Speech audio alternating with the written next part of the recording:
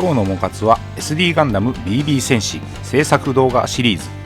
今回はナンバー109、1993年に展開された新 SD 戦国伝伝説の大将軍編から烈光ガンダム。まずはその1の動画として軽装タイプ武闘家を作りました。キットの開封から。パーツは青、白、金メッキパーツとポリキャップ、スプリング、シールの構成で2つの袋に分かれて封入されていました。キットは定価500円。パーツの色分けは最小限で、シールの量がこの頃は一番多かった時代の BB 戦士であるかもしれません。組み立ての様子はここから説明書に沿って記録しています。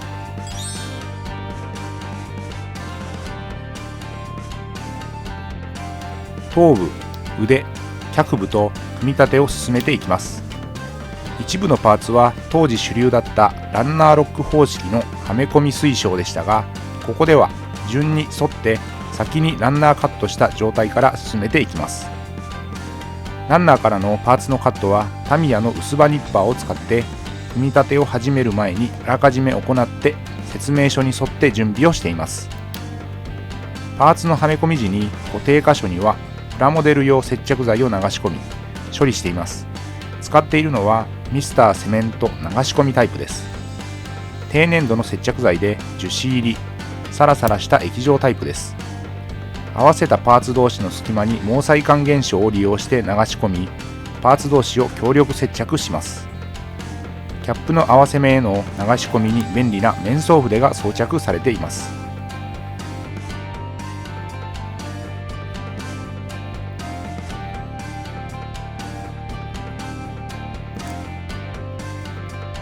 ボディのパーツにはポリキャップを漏れなく組み込みます。コミックワールドの載ったこの辺りのシリーズでは恒例の縦型説明書でした。都市で作られていたコミックワールドはこの烈光ガンダムのものでパート103を数えました。パーツ構成がシンプルなのでランナーロックも含めて説明書に書かれている手順も最小限の印象。他のキットとの連動ギミックがたくさんあるのでその記載が多めでした。組み立ては4ページにわたって記載。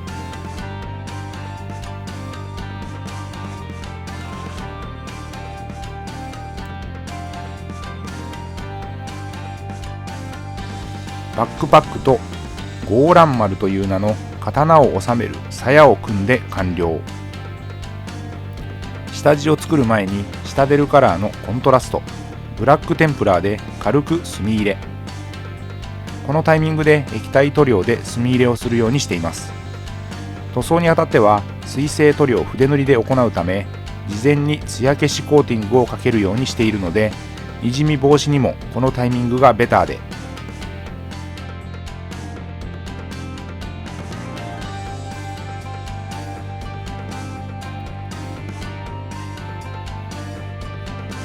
無塗装の軽装タイプ武闘家でフロントビューからリアビュー。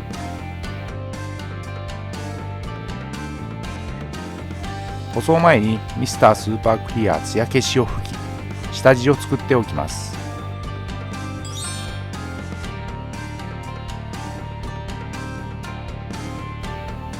ここからは水性アクリル塗料で塗装です。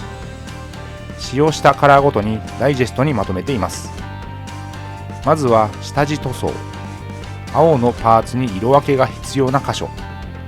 下出るカラーのレイヤー、ホワイトスカーを使いました。水で溶いて薄めた状態で塗っていきます。今回はホワイトスカーを使って白の下地塗装をしました。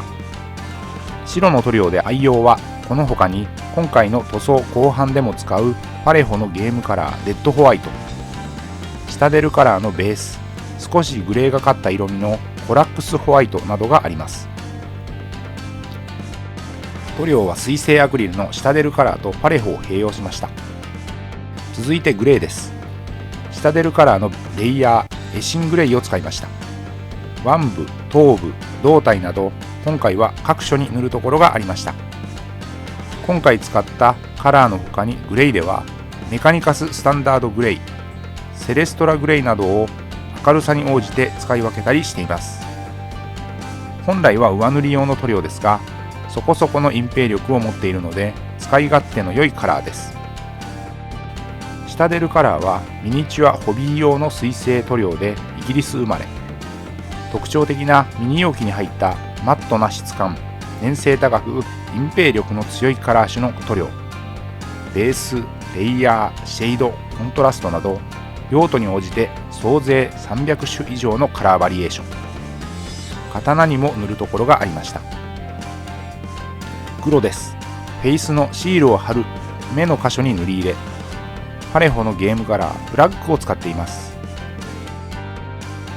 一部青、シタデルカラーのベースマクラーグブルーです。バックパックにも塗装箇所がありました。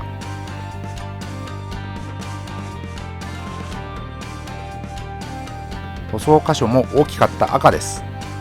パレホのゲームカラーブラッディレッドです。頭部、胴体、脚部、刀の鞘など鮮やかな赤のカラーです。粘性高く隠蔽力の強いカラー。パレホはスペインが発祥の高性能水性アクリル塗料。チューブに入った形状で明るい色数も多く、フィギュアの塗装には重用している塗料です。少々塗膜の薄いところがありますが、よく使っているゲームカラーやモデルカラーは隠蔽力の強い塗料も多く扱いやすいです。この塗装で用いた塗料はこちら。塗装に要した時間は約60分でした。こ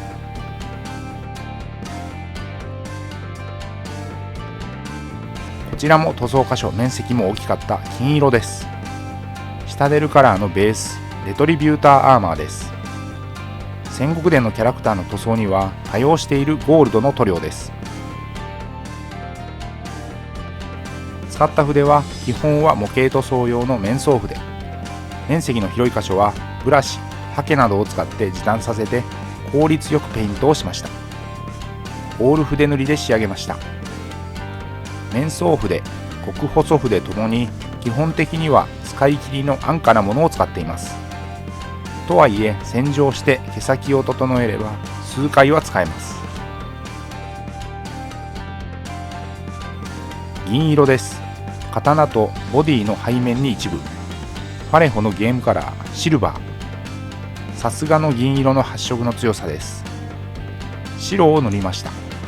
パレホのゲームカラーデッドホワイト。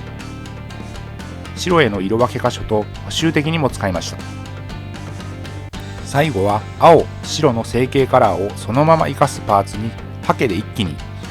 シタデルカラーのテクニカル、特殊効果が表現できるカラー種にあるマットな質感に変える透明塗料ストームシールドを使いました。色塗り後は水性トップコート艶消しを全体に吹き乾燥させます。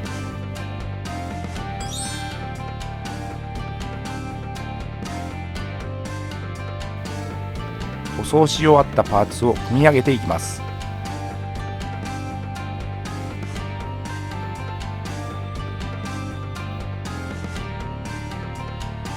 烈光ガンダムは地上最強の戦いを終えてアークの国に帰った91です。新たなる敵に備えて修行の旅へ。憲法を習得し武闘家としてのパワーも身につけます。ゴーテンの下で烈光の鎧を与えられます。このキットは1993年2月に発売されました。伝説の大将軍編のキットはナンバー109のこの烈光ガンダムから始まりましたが、この頃の BB 戦士は1992年来ちょうどナンバー100を超えたあたりから毎月1キットのリリースが続いていました。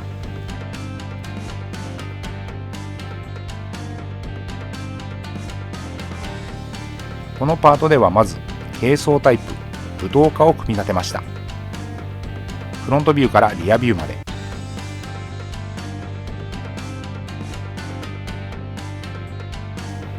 ということで今回は SD ガンダム BB 戦士ナンバー109新 SD 戦国伝伝説の大将軍編から烈光ガンダムその1の動画として軽装タイプ武闘家を作り上げました。